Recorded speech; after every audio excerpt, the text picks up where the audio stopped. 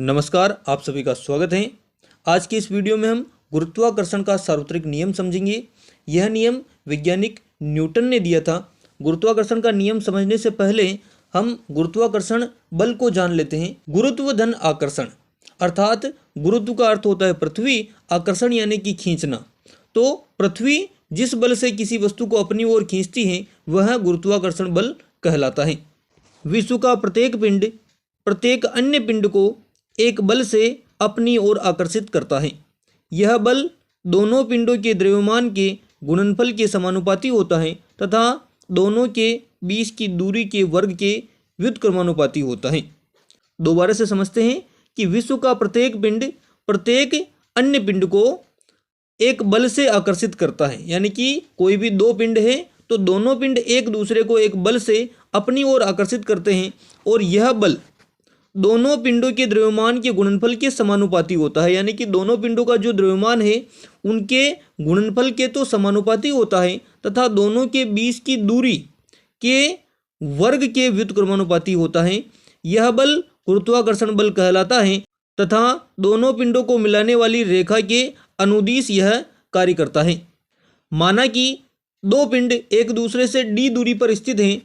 माना कि कोई भी दो पिंड है और जिनके बीच की जो डिस्टेंस है, जो उनके बीच की जो दूरी है वो क्या है, d है। जैसा कि नीचे चित्र में दो पिंड बता रखे हैं, a और b हैं और उनके बीच की दूरी d है।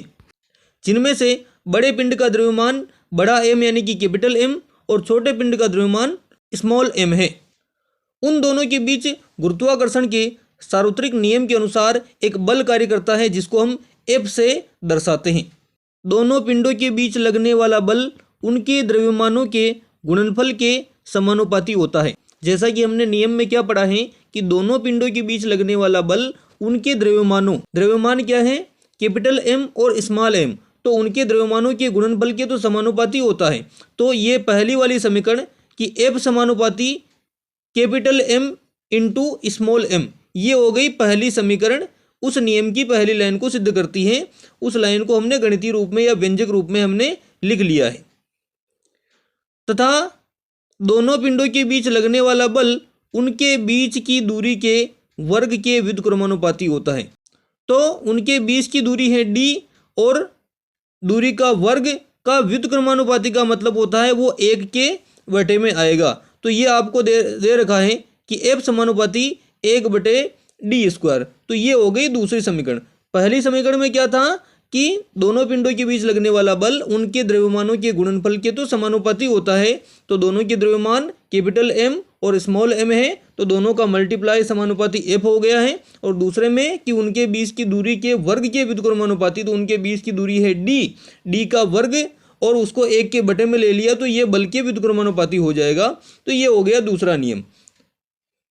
अब हम क्या करते हैं कि दोनों समीकरणों को एक साथ लिखते हैं, एक साथ ऐड करते हैं तो हमें प्राप्त होगा F समानुपाती capital M into small m बटे d²। इनको साथ में हमने कर दिया है।